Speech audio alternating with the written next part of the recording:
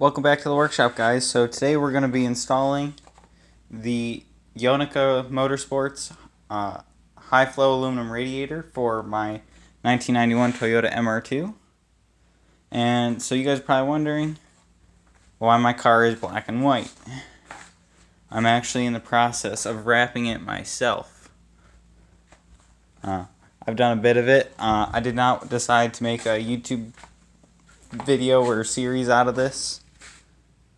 Just because I didn't feel like it, but this is your guys' sneak peek. This is as much as you're going to see. It's going to match the rims quite well and everything. But what we're actually here for today is we're going to be replacing this radiator, just like I showed you, with that one right there. And we're going to be using AMSOIL coolant. They're not sponsoring this.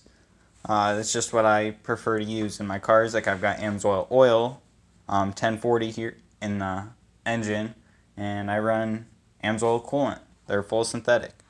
But anyway, so now that we're started, first thing that you always want to do is take out your negative battery terminal cable, because we're going to be dealing with the airbag sensors up here.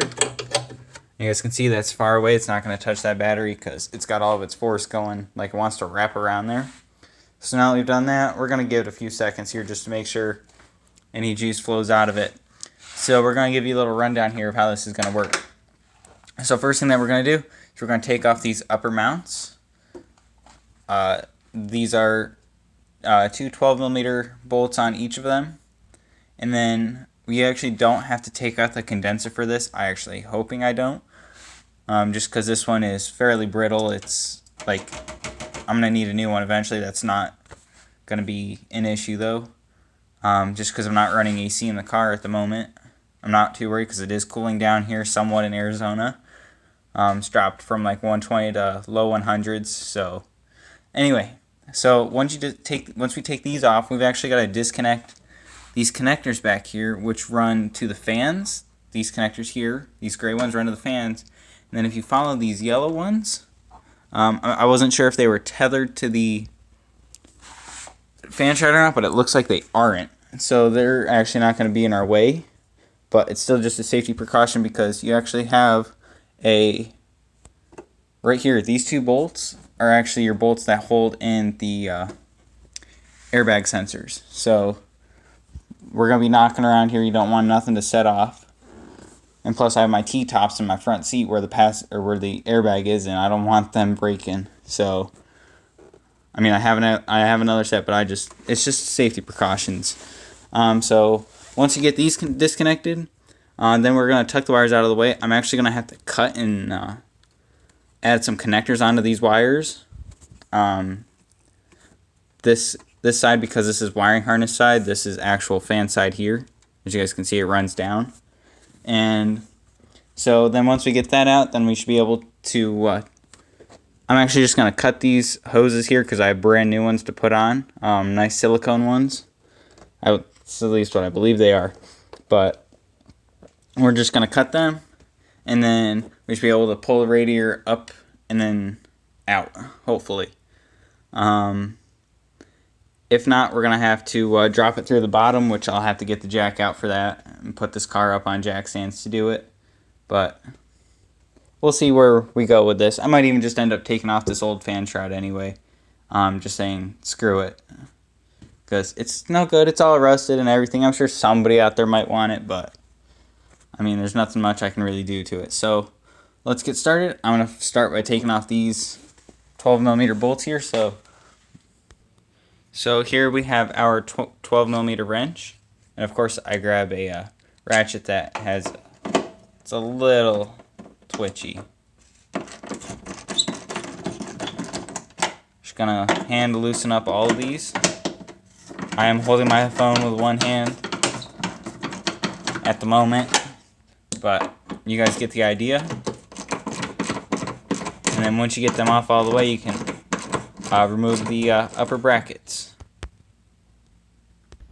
So now once you get the screws or the bolts undone, you can take out both of the mounts.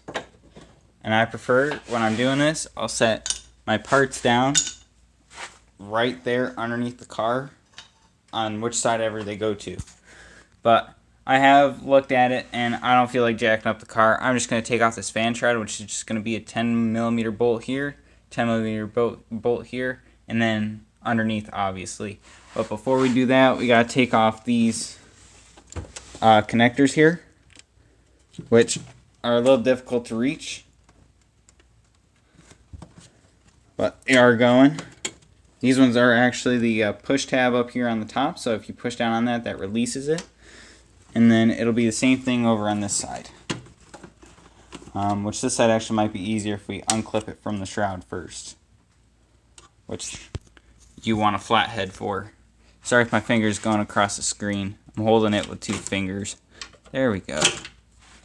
So there's one side. We're actually just going to pop off this other side while we have it, the screwdriver in our hands. So there you go. Now we're popped off on both sides. And now with that popped off, we can actually go to this. I can show you. So you push down on this, and then you want to pull it. But now that that's disconnected, I actually have to use both hands to do it.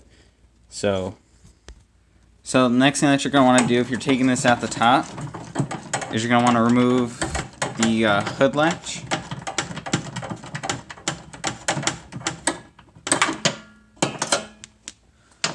Which isn't that terribly, I have to realign it anyway, so it doesn't really bother me to do this. Just because my hood likes to stick a lot.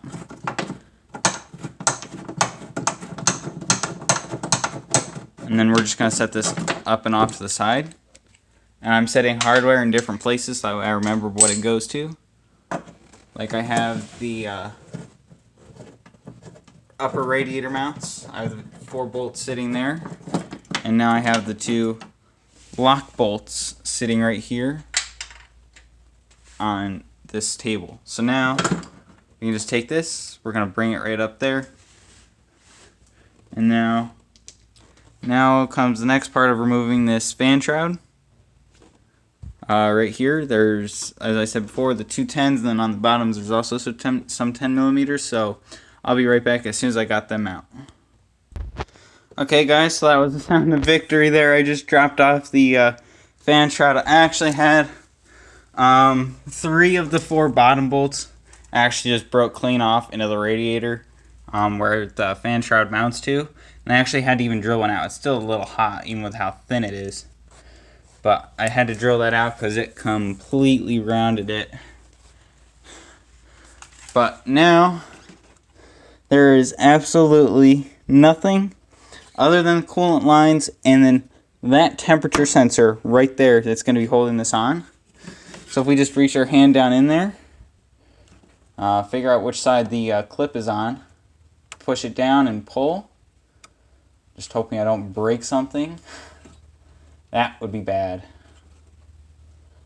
I mean, even though I have more sensors and more connectors, I don't want to be splicing them in today. So let's try and get this off without breaking anything.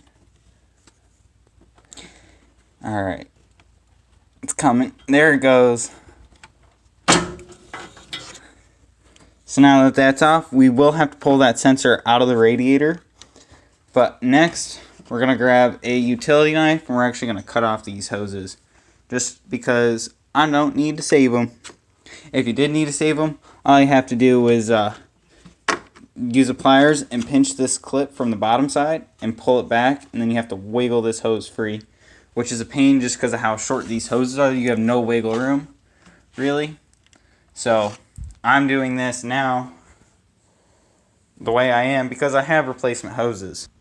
So now we have that out. Now I just got to give this a couple of firm pulls upwards.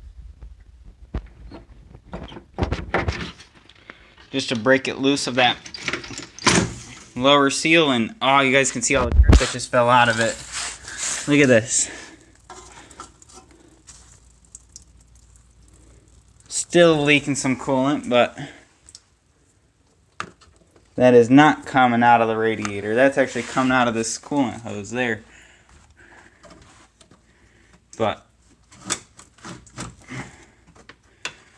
bend whatever plastic you need to out of the way to get this thing out.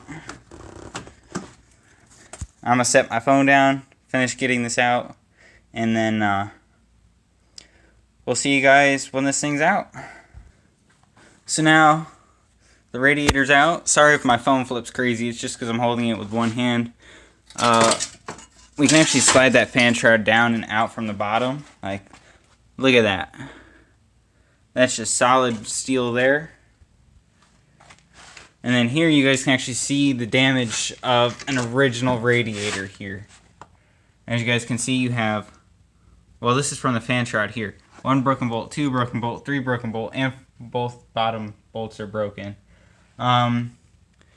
Inside the radiator is actually quite rusty. And you guys can see I'm missing a bunch of fins everywhere on this thing. Like, watch this. They just crumble out of there. Not so much the center ones, but like, look at all these bottom ones. Look at this when I flip this around. Oh, we definitely still have some coolant in there. I mean, there's even a cigarette butt in here. But look at all that crap plugging up this radiator. Like, there you even have like a, I don't even know what that would be. But yeah, you guys can totally see this. And I've tried cleaning this thing. It's just these fins have been falling right apart. And even if, watch this. If I can get it to do it again. Look at that. The top mount has even started to come off. So definitely will be interesting. I'm actually going to be making this video into 3 parts. First part's going to be this, which is removing the radiator. Second part is going to be installing the new high flow aluminum radiator, as long as wiring it. And then third, we're going to be cutting this one open. We're going to give it a thorough wash down. And we're actually just going to cut it. We're going to cut one part here. We're going to hopefully get it right in between a couple of these, right where these fins would be. And we're going to do another one right down the middle to see how plugged up these fins are. Just because of all the rust there. But I will see you guys in part 2. So thank you guys for tuning into the video. And I'll catch you on the next episode.